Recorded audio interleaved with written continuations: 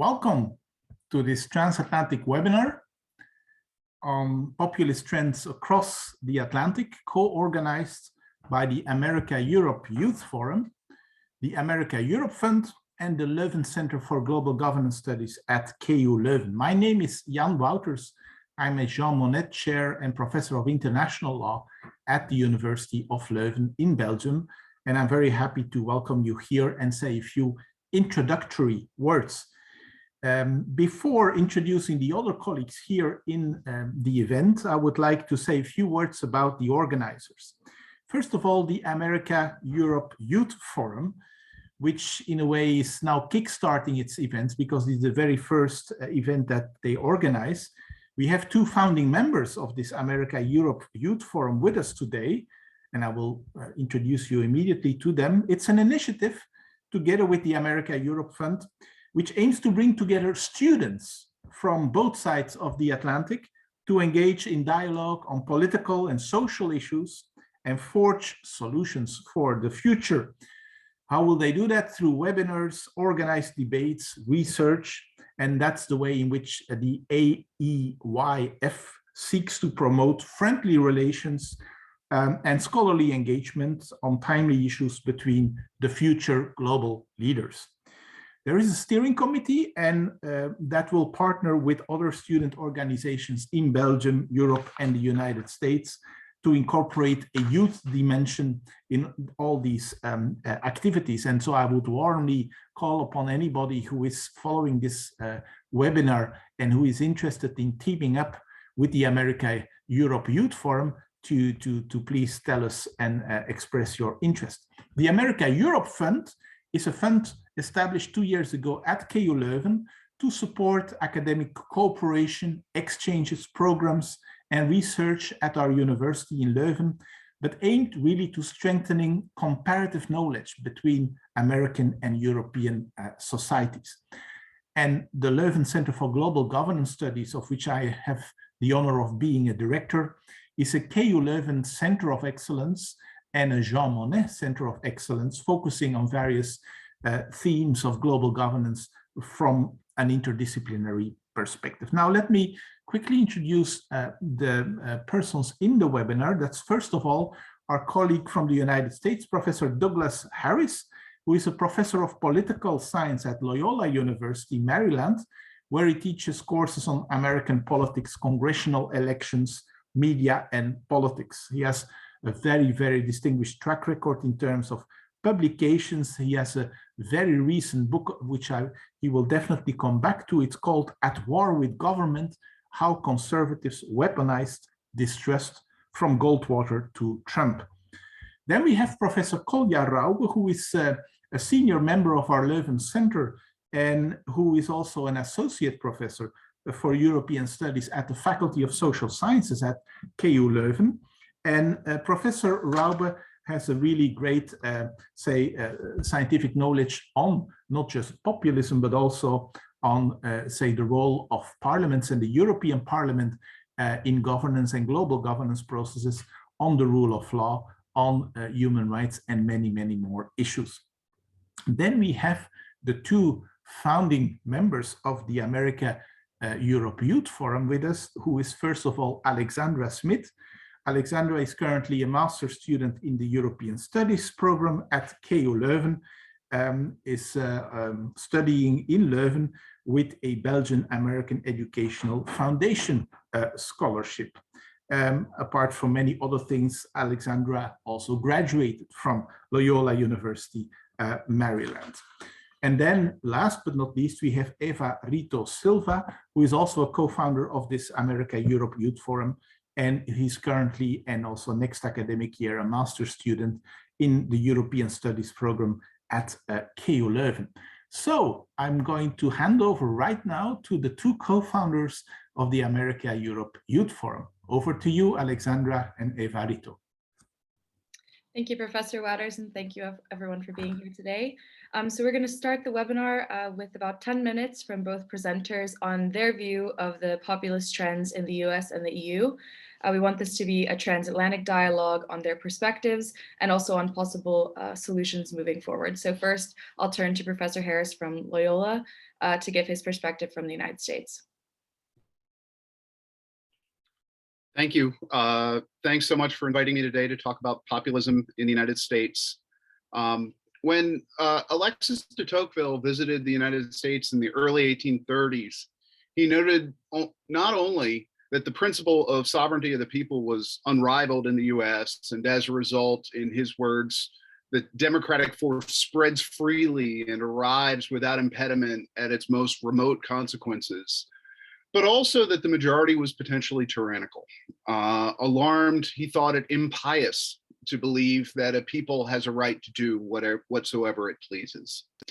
It's notable that Tocqueville was viewing an America built in part to set up institutional arrangements in its constitution to resist against rampant democracy. James Madison, a principal architect of that constitution, thought that majority faction was the most dangerous kind and helped to build institutions to resist the power of the majority. Tocqueville, it seems, was nevertheless unimpressed by the results. That popular sovereignty and majority power might be given to populism was predictable and indeed predicted.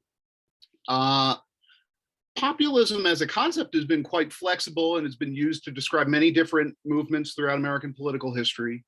But it generally involves pitting the ordinary people, however defined and however they define themselves, against the elites, again, however defined and however the people choose to define them. Generally speaking, populism includes not just a democratic impulse, but some element of grievance or frustration with the distribution of political, cultural, and economic power. As a result, populist power, people power, can and frequently does take on an illiberal element where democracy becomes at odds with freedom, liberalism itself. It's worth noting that a central irony of this is that quite often populist movements are elite-led movements. That is, there are elites at the forefront of the populist movement, ostensibly talking for those people, but quite often they have their own agendas. That America's most recent populist fervor is in service to a purported billionaire media celebrity, Donald Trump, is not atypical of this pattern. But such faux populisms nevertheless have real consequences. In a recent review of populism as a concept, just published in Global Public Policy and Governance, American University's political scientists David Barker and Ryan Tiemble usefully distinguished between two types of populism prevalent in contemporary American politics. Economic populists, who they discover are predominantly young, female, cosmopolitan, and left-leaning, Bernie Sanders acolytes on the left of the American spectrum, and cultural populists, predominantly working class, anti-intellectual, nationalistic, Christian fundamentalists, right-leaning. Donald Trump's 2016 candidacy was a megaphone for the second group's grievances. The angry, the distrustful, the nativist, the racist elements of American society found in his anti-immigrant, outsider, irreverent candidacy a seemingly powerful voice that confirmed their belief, their deep need, in fact, to believe that they were being taken advantage of by someone or something. One of the things that alarmed me in my early looks at Trump supporters was to find that even as they were mistrustful of political elites, Bushes and Clintons of our political families, or cultural elites, universities, Hollywood, the news media, etc., and some were mistrustful of economic elites, this mistrustful group scored relatively high on authoritarian indexes that were given to them as well. They search quite often for a strongman, for power without pluralism, for grievance without apology. My work on this topic with Professor Amy Freed at the University of Maine has focused on the political developments of populism that emerged from Americans' longstanding cultural distrust of government, particularly as it has been primed or stoked by political elites. Our book, At War with Government: How Conservatives Weaponize Distrust from Goldwater to Trump, traces the development of the strategy of distrust for the last half century of Republican Party politics. For 2 decades now, Professor Fried and I have been chronicling the manifestations of this strategic use of distrust. We wrote something in 2001, thought we were done with it, only to be asked later to talk about the Tea Party movement, only to be asked later to talk about Donald Trump's candidacy and then Donald Trump's presidency. Writing a book on a topic we thought we were done with back in 2001 seemed irresistible at this point, and perhaps even important. We connect directly to populism on the right to this long-standing American cultural dynamic of suspicion of government. Americans' trust in government has been in free fall in recent decades. If you look at surveys, with most Americans giving voice to having deep misgivings about the government, about political elites, and about the fairness of the political system overall. This fact is well chronicled in the political science literature, but that literature has tended to treat declining public trust, especially in government, as an unintended consequence of either economic performance. There's this vicious cycle that takes hold wherein public dissatisfaction with economic downturns lasts longer than public approval of good economic performance. So we're always pushing downward. General frustrations with government performance, exacerbated sometimes by political scandal.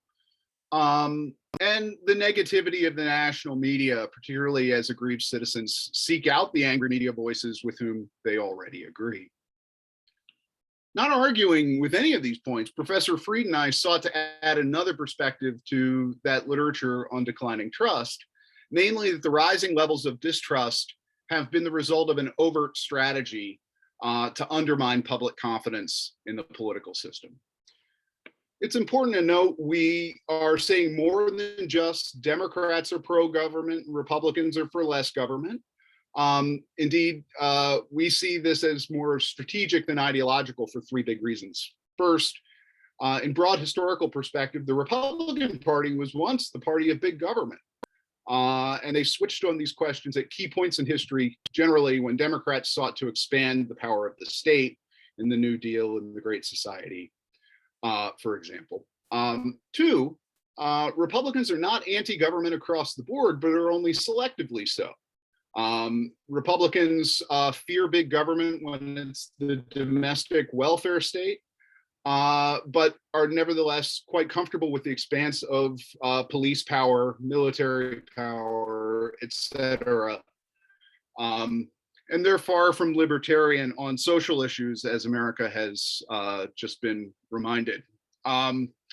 And third, we see that the GOP's flexibility can change their originalist understandings of the separation of powers and maneuver their anti-government principles. One of the really interesting things here is that even as the Republicans have put this strategy out of undermining public confidence in government, America's tendency for the last few decades, really half century, to have divided government means that the Republicans were selectively undermining the public confidence in the institutions they didn't control, while seeking to empower the presidency when there was a Republican president, the Supreme Court when it turns more conservative, and they would do somersaults, moving back and forth between trying to build up Congress when they controlled Congress and then trying to denigrate it when they lost control.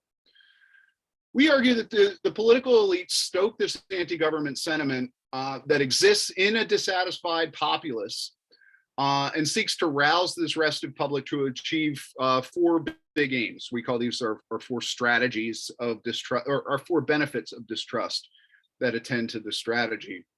First, there are organizational benefits. GOP coalitions and conservative networks are built and especially unified around anti-government views. Other issues, social issues, are more likely to either divide them or to scare off the independent voters that they need to win national elections. So they they stoke this this fear of government as their best unifying issue, and really their go-to strategy. It's a strategy they go to in elections as well. Conservatives tap into existing anti-government sentiment to raise money, to build support for campaigns and influence the vote. The third benefit is an institutional benefit. As I said, divided government complicates this strategy, but conservatives and liberals, by the way, engage in what we call situational constitutionalism, where they very flexibly celebrate the power of the institutions they control while tearing down the institutions they do not control. And then policy benefits attach as well. Policy battles are increasingly won and lost, not on the question of the policy's effectiveness, but on whether or not the government can be trusted to deploy benefits and if the beneficiaries are worthy. So there's two elements of trust here in this populist movement. There's not just the trust in government and the lack of trust in government at hand, but there's also a trust in one's fellow citizens that has also been harmed in terms of the social capital in American society. And this is all built around populist anger, and the political elites who are seeking to lead this populist movement are armed with polling and focus group technologies that give them more precise intelligence on the likely effects of their arguments. Republicans have sought to control the government by talking it down. Our archival research shows that the strategy has been overt. They are sometimes given polling reports from Republican pollsters that tell them to say the American electorate is angry is like saying that water is wet. And that's nearly a quote from Frank Luntz, who was advising the Republicans in the 1990s. We found strikingly consistent evidence of conservatives taking the public's temperature in terms of government trust and suspicions, identifying weak spots, mobilizing arguments to cultivate and to weaponize that distrust, to build organizations, to win elections, to engage in institutional combat, and to thwart policy changes. This distrust represents an interplay of elite rhetoric and populist resentment. That is to say, it's not simply manufactured by the elites. The public is angry, and populism is real in America. The elites do not foist distrust onto an otherwise trustful electorate, but instead they harness cultural distrust and use public opinion techniques to manipulate and to deploy it.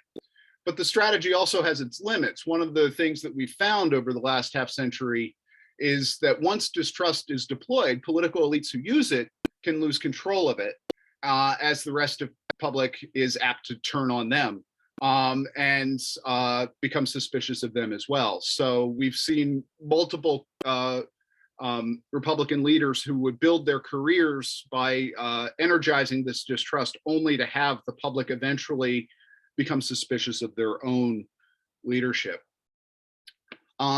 We chronicle the long history of this strategy from the ultra-conservative movement of Barry Goldwater in the 1960s to the Reagan era, to that of Newt Gingrich and congressional Republicans in the 1990s, and of course to Donald Trump. In this way, we demonstrate that Trumpist populism had strong antecedents in the Republican Party already at work in stoking resentment and distrust. If Trump's rhetoric was more extreme, and it was, the consequences have proven to be more dire.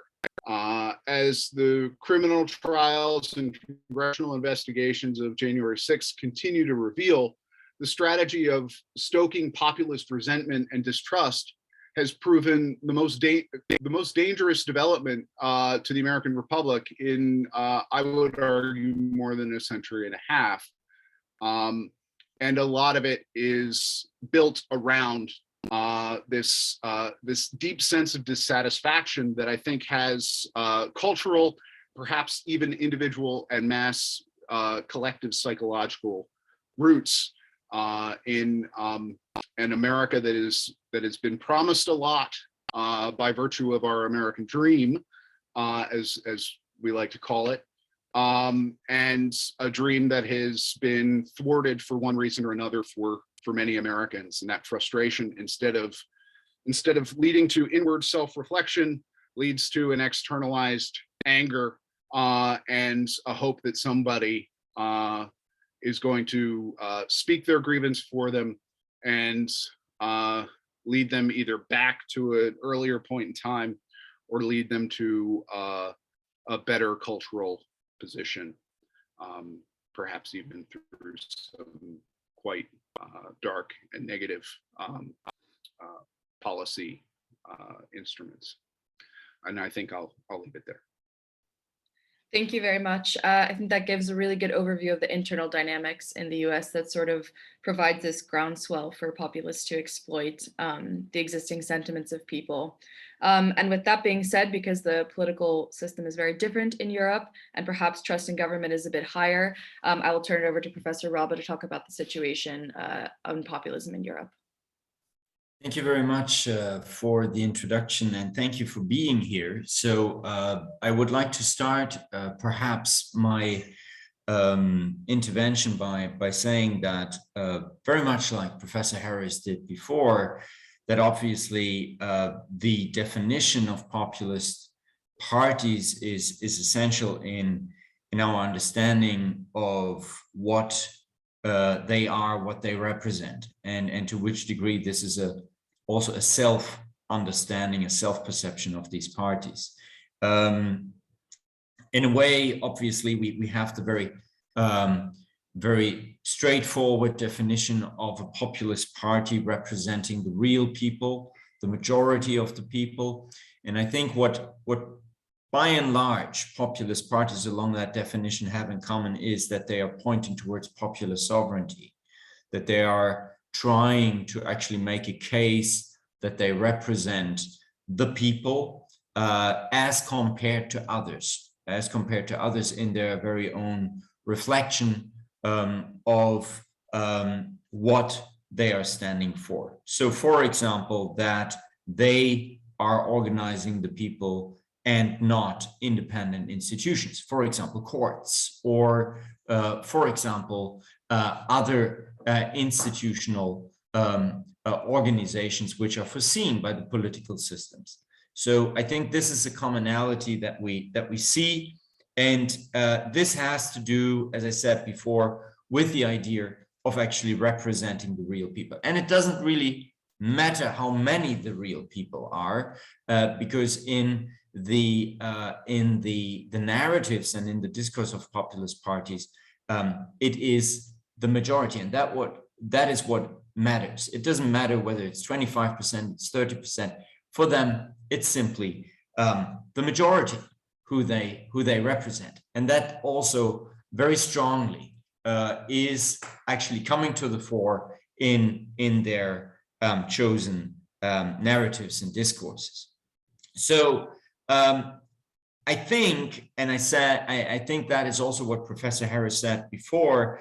What we also see in Europe is that the populist parties claim to represent people who are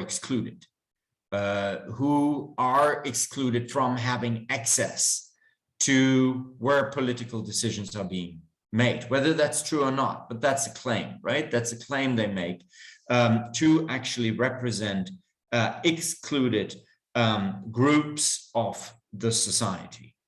And this is all, I think, very, very important, because from there, you see, by and large, an argument that populist parties can be seen as, and sometimes they see themselves like that, obviously, can be seen as bringing new voices and issues to the table. They are claiming that they can bring new voices and issues to the table across different policy areas. But obviously, depending on the focus of the populist parties, this can be economic, this can be cultural, as it had been said before, right? So there are different, so to speak, strands of how this representation would function. Now, there are also colleagues and who do research who claim that this can indeed be the case, that populist parties can bring innovative themes and topics to the table that, let's say, classic parties are simply not able to cover because they have been focusing on a very different political competition with other political parties along the spectrum that they are concerned with.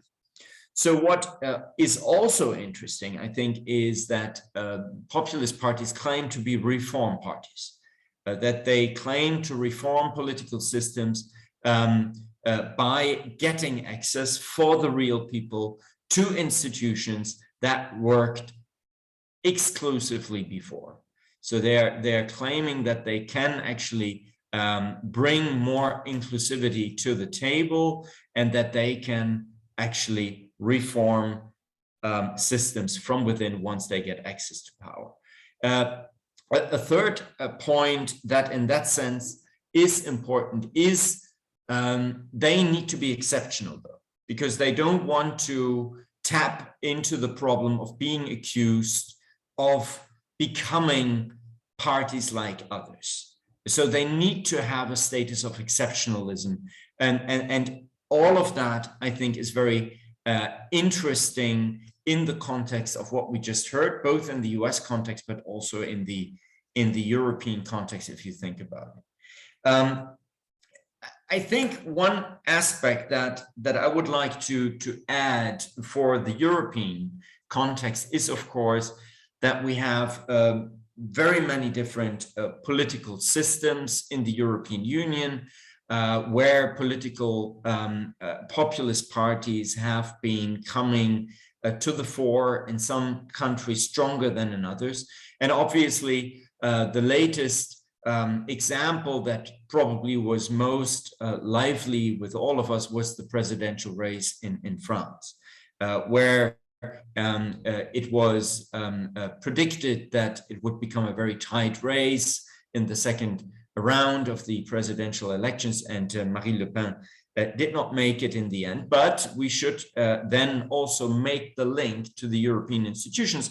Obviously, her party is very strongly represented in the European Parliament, and she has also gained, obviously, votes and representative seats in the Assemblée Nationale. So it's very important to take that into account, that actually populist parties are represented also in the European Parliament across the board. And it's very difficult to basically just say they're only sitting within one of the political fractions within the European Parliament. They are actually spread over different fractions in the European Parliament. And it's quite interesting, obviously, when we look at the Identity and Democracy Party. If you think about the name, that's very interesting, that we see here, obviously, very strong representation, for example, of France, of Marine Le Pen's party, and also Salvini's Lega, total of 44 seats in the European Parliament. But that same party, the Identity and Democracy Party, does not include on the level of the European Parliament, for example, Fidesz. And now the one of the points that I would like to make is that in the context of the European Union, it matters actually whether you're a populist party in opposition, so to speak, or whether you are a populist party in government. And there's lots to be said about why Fidesz is actually a populist party.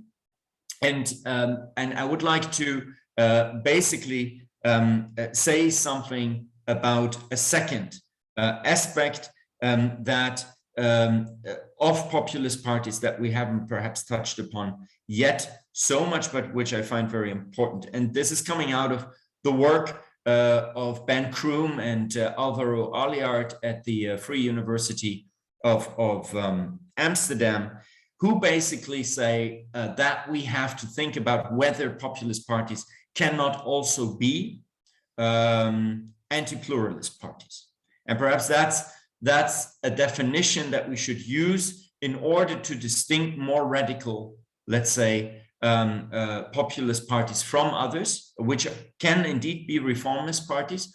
But the essential point about anti-pluralist parties, and perhaps this is much more also interesting for the comparison with the US, is that these anti-pluralist parties have four actual criteria that they match. One, they are delegitimizing and their opponents. So an active strategy of their practice is actually to delegitimize their opponents. A second criterion is that they are actually disqualifying and even attacking parts of the polity as being non-democratic. So it's an active effort to actually overcome institutional settings or to change institutional settings from within. They are active and open rhetorical, but also beyond that, if they are in power, political maneuvers to attack minorities of all kinds. And last but not least, they are trying to re-regulate public sphere to reduce pluralism, for example, by intervening in the freedom of speech, media rights, etc. And if you take these criteria, I think it becomes quite interesting, very briefly, to think about, well, what is Fidesz, right? What is Fidesz in Hungary? And could we basically say that this is an anti-pluralist populist party that falls, like many other parties, actually into that category? And my answer would be probably yes, it's an anti-pluralist party, but with the big difference, it's in government. And here comes the point that I want to make. If they are in government, obviously, they are not only represented in the European Parliament, they're also represented in the European Council and in the Council.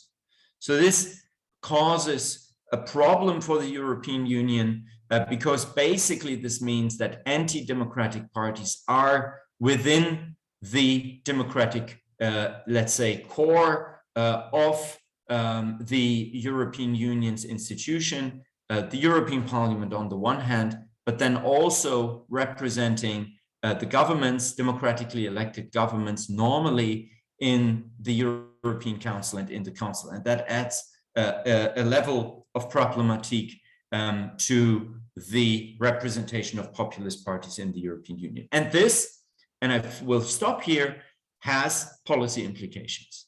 This has policy implications, as we now very also actively and vividly see in the context of the war in Ukraine, how difficult it is for the European Union to actually come up with decisions, as long as you have parties within that obviously and for their very own reasons take different positions. I'll stop here, and I hope that we can enter on this basis a really nice debate. Thank you. Thank you so much to both professors for giving us this very interesting view on the topic. And I'd like to bring together now a comparative perspective between the Europe and the US. And I would like to ask you both, in what way can we reestablish dialogue? And especially when we see that there is contestation at home and in a domestic level, but also that there is contestation on a global level. And in what way does the distrust of institutions exist in both cases, but also in what way it relates, for example, in the case of the EU, more to EU institutions than to domestic institutions, or in the case of the US, in terms of the separation of powers? Thank you.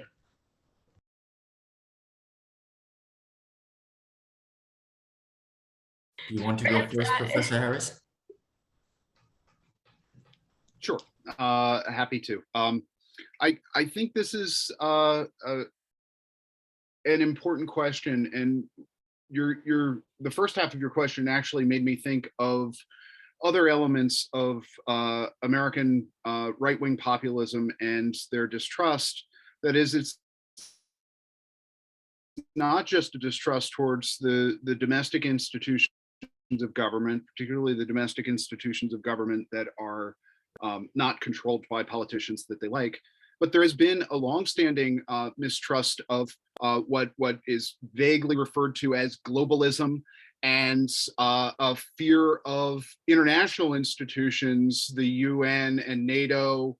And there has been an overt effort by, again, by political elites on the right to try to, for mostly, I think, for the purposes of domestic politics and mobilizing those benefits of distrust, to separate the United States from Europe, and that is part of this movement, that the distrust of our national government goes hand in hand with the distrust of our cooperative alliances across the globe, and that is again deeply disturbing. And in some ways, it was one of the earlier manifestations of this strategy, was to fear those kinds of cooperations, which I think are essential and have proven their worth time and again. And I guess personally, I worry about a weakening United States as a result of the success of these efforts domestically.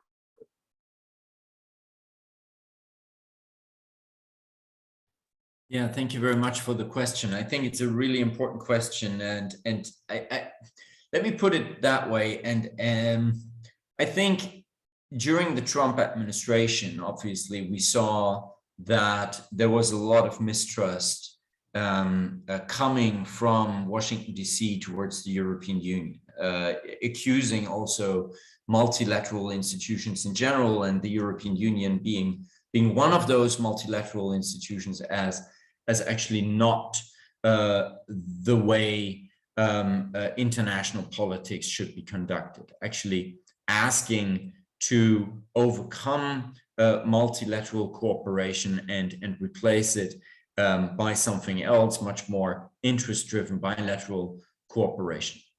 And in that context, it was quite interesting to see that actually the relationship between Washington, D.C. and a couple of member states in the European Union was really good during the Trump administration. So we can argue actually that the transatlantic relationship, not at large, but for a number of member states in the European Union, worked actually out very well. Think about also how Trump commented at the time still on Brexit, and how actually the relationship was pretty good between him and Brexiteers. At the same time, the relationship also between the United States and Poland. Now we can talk about whether peace is a populist party or not, but obviously I would say they would, along the criteria that I mentioned, tick a couple of boxes. And I think, what we have to think about is, well, what do we mean by transatlantic cooperation then? And what I see is a reverse right now, that actually the administration, the Biden administration, tries to invest a lot in the cooperation with Europe. The European Commission invests a lot, but not only the European Commission, in the relationship with the United States. They're working together on efforts to revamp, let's say, democracy, liberal democracy. But it may be exactly that topic that will be attacked again if things are changing in the United States, and we have to see how sustainable the efforts of the current administration will be over time. I think that those are both really interesting insights, especially on the effects of globalization on populism. I think one of the primary issues is that people perhaps see globalization as being incompatible with the preservation of their own economic success. And on that point, then I wanted to ask sort of what, moving towards solutions and cooperation, what can the US and the EU do respectively, or Europe more generally, to sort of restore trust in government and to prevent this sort of crumbling of the institutions that have endured for quite a long time at this point. And I'll let Professor Raube answer first, if he doesn't mind. Yeah, thank you very much. So let me take the European perspective, looking at the US as an outsider right now, and looking at the January 6th investigations that are kind of going on right now, the committee that takes place. I feel it's a really important contribution. So a lot of things are coming to the fore, right? A lot of things that we haven't heard about, especially during the last couple of days, have been made public quite dramatically, I would say, to hear and listen to the insights of what actually happened on January 6th and how deeply involved seemingly the top of the administration was involved. At the same time, though, you know, since this is a seminar about populism, this may exactly be resulting in a counter kind of effect. But basically, populists arguing this is an elite organizing hearings in Washington, D.C. It's the old swamp again that is basically producing nothing but fake facts that has nothing to do with reality. They're trying to hold back the people who marched towards Congress and wanted to see the real people representing the United States of America. So I'm fearing a little bit from my outside perspective that all the efforts could actually be also mediated through social media, run into a counter effect of what is actually being the purpose of it, right? And that is, as you say, Alex, to actually reinvest trust in government, to make sure that the institutions can work properly, and also to see that those who stood behind the attack on Congress can actually be identified. I agree with everything that was just said. I think that the January 6th committee and the investigations, and there are a number of criminal investigations that are ongoing as well. And if you follow those closely, you can hear the populist voice in defendants, sometimes defending themselves without counsel, giving voice to a notion of being a term that is used a lot, sovereign citizens who don't necessarily believe in the law or the institutions, and instead believe in themselves as individuals and people like them. All of that seems to be a regrettable and yes, I think a serious political problem that will be one of the costs of this investigation and these investigations. I do believe that the January 6th committee has done a creditable job of portraying evidence publicly that the top of the administration, including perhaps the president of the United States, were seeking to disrupt the peaceful transfer of power and to deny the legitimacy of an election that was not even close by historical standards. If you look at the elections since John Kennedy, this Biden's victory in both popular vote totals and electoral vote totals was about the midpoint of every presidential election since 1960. I think it was 9th on one list and 10th on the other list, right in the middle of our elections. And one of the things that that this makes me think of is I started with Alexis de Tocqueville, who feared a tyranny of the majority. And one of the consequences of the American political system as it is constituted is that we may be in a moment of a tyranny of a minority. You can control the levers of power if you are not a majority, but a well-placed minority.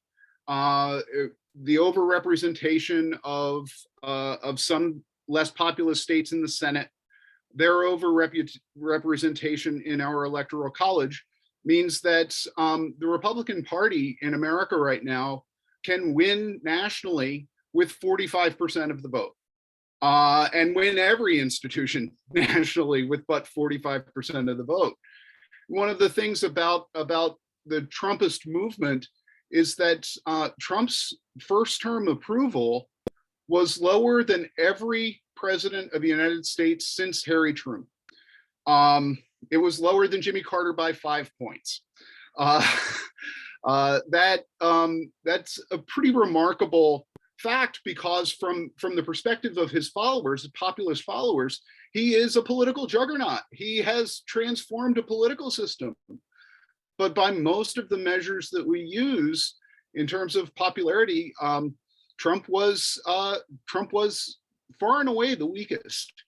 And the populists have built-in advantages given our districting for our House of Representatives, given our apportionment for our Senate, and given the fact that the American electoral system is built so much around our lines on the map and federalism, that a well-placed minority has the potential to disrupt our democratic processes. So it's this populism that is not even majoritarian or close to it. So I think one of the effects of January 6th might be to demonstrate to that extra 4% that aren't Trump supporters, but would vote for Trump because they're dissatisfied with Biden or Democrats. I think one of the effects of January 6th might be to sort of confine and isolate the populist minority behind Trump from the swing voters it might need to win in future elections. It is going to be close, but it'll be close not because of national referendum, but it'll be close because of some of the features of our electoral system. Thank you both. I think that that's a really interesting point. We often hear in the US this idea of a silent majority, but in fact, as you mentioned, Trump never gained a majority and had high disapproval ratings. And we should say that the chat box is open if the audience has any questions. We're happy to field them to the panelists. But sort of while we're waiting, I think that one of the interesting developments in Europe has been the Conference on the Future of Europe and the establishment of a citizens' assembly. And I was hoping, Professor Raube, that you might say something about the role that this could play in sort of trust building between citizens and the institutions, and also sort of making the so-called democratic deficit a bit smaller with this effort by the EU. I think you point to something very important. The Conference on the Future of Europe is indeed an effort to make the European Union have more citizen participation in the context of a need for reform. And the question is twofold, I think. On the one hand, can you organize it the way it has been organized? Can you actually select citizens and claim that the selected citizens are actually representing the people in the various fora that were attached to the Conference on the Future of Europe? And there is great belief out there on the one hand that you can, and there's great belief on the other hand that you can't, in the sense how the Conference on the Future was set up, that people say this is not a representative mix. It could have been more representative, and probably it is very difficult to actually achieve such an, if I may use that word, obstructed kind of top-down citizen participation format. At the same time, I think it's an effort that the European Union has to go through, but it does not actually overcome the most fundamental problem of the democratic deficit in the European Union.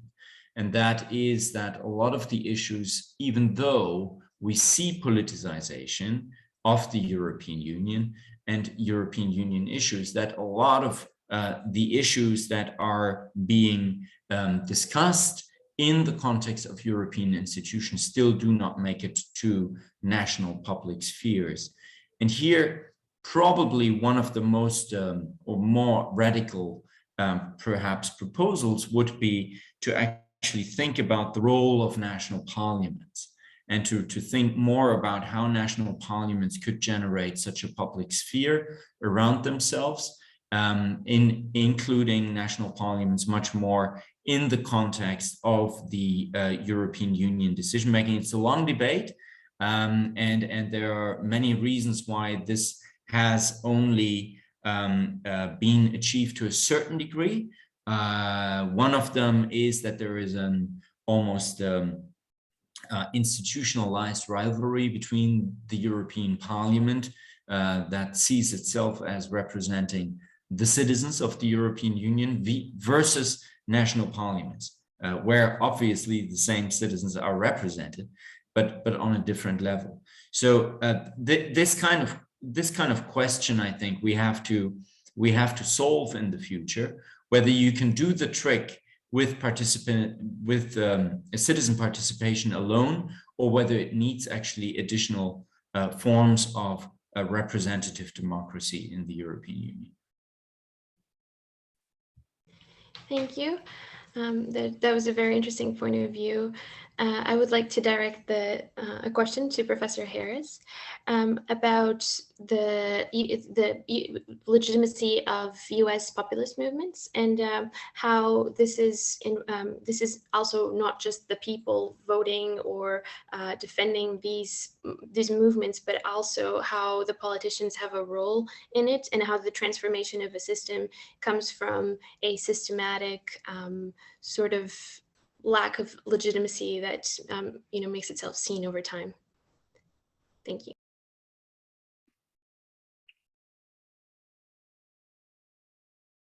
I think one of the things that Professor Fried and I noticed in our survey of Republican politics for the last half century was this this willingness of Republican politicians to use government in the same moments, sometimes even in the same speeches, when they were denigrating government, and so there's this irony here. So we start one chapter on Ronald Reagan. Ronald Reagan is famous for many aphorisms about government. The scariest words in the English language are "I'm from the government and I'm here to help," he would say, and he was known for saying, "Government's not the solution. Sometimes government's the problem." That quote, "I'm from the scariest words in the English language are I'm from the government and I'm here to help." He used that in one speech where he was in fact offering money and a program to America's farmers. He had given his administration had decided to to help that constituency. And it seems that there is always this irony that even the populist leaders who are appealing to this distrustful sentiment understand the power of the state and understand that they wish to use the power of the state to benefit their own constituencies.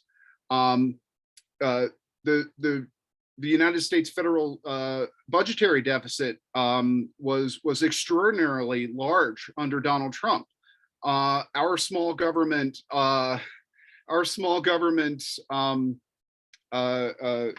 rhetoric is quite often not matched by the reality, and in some cases it is but a performative action taken by politicians who are offering voice with one hand and then offering support to favored constituencies with another. One of the ironies here is that these populist movements quite often benefit from government benefits, but don't imagine or don't even think of the benefits that they're receiving as governmental. Social welfare in America is what somebody else gets, and it's not what they aren't the government benefits that are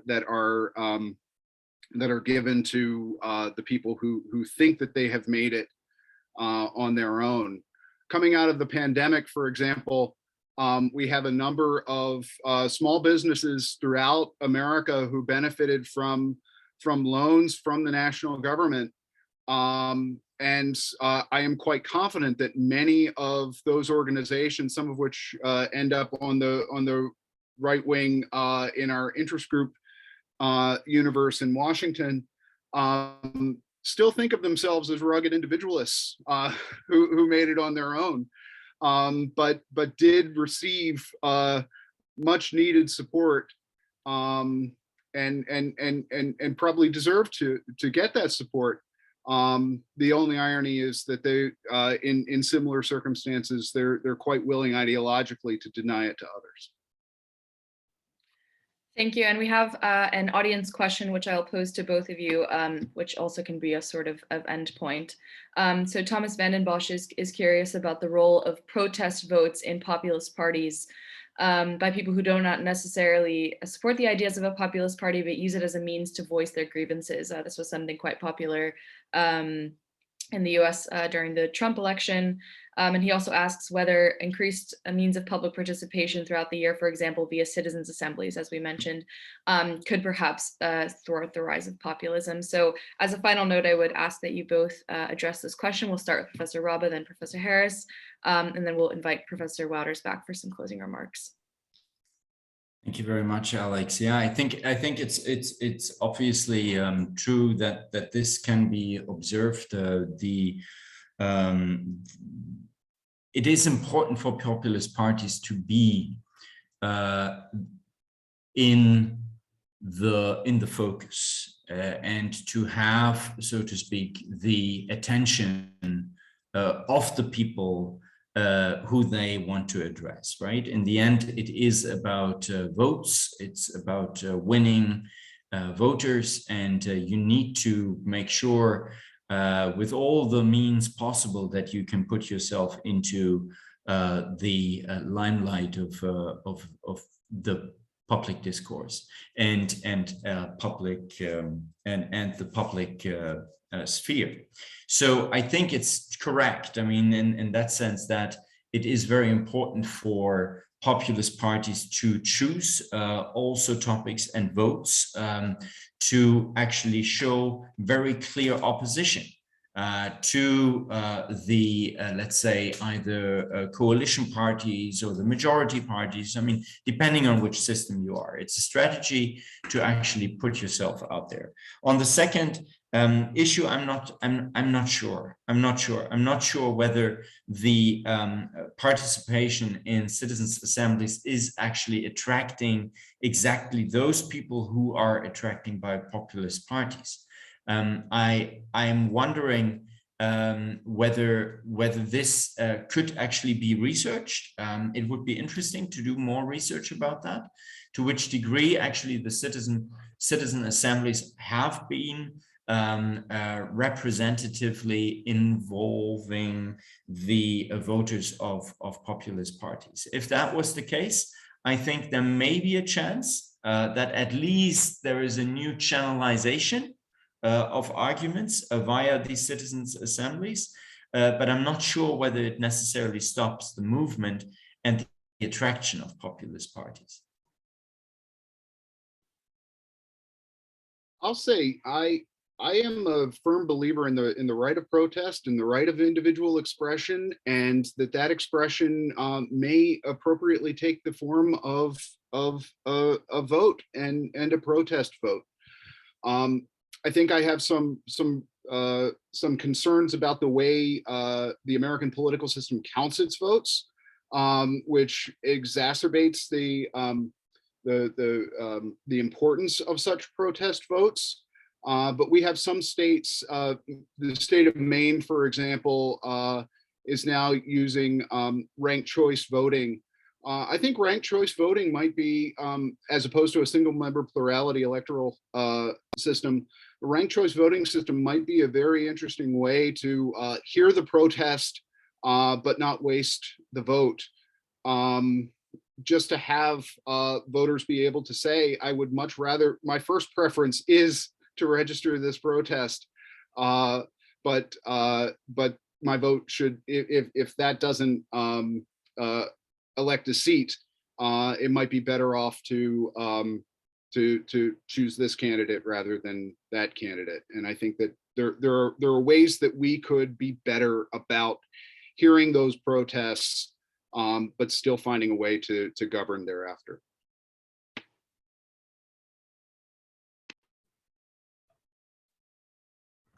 So I take it that I shall now give a couple of, let's just final words to this great webinar. First of all, I think this was a very rich transatlantic debate.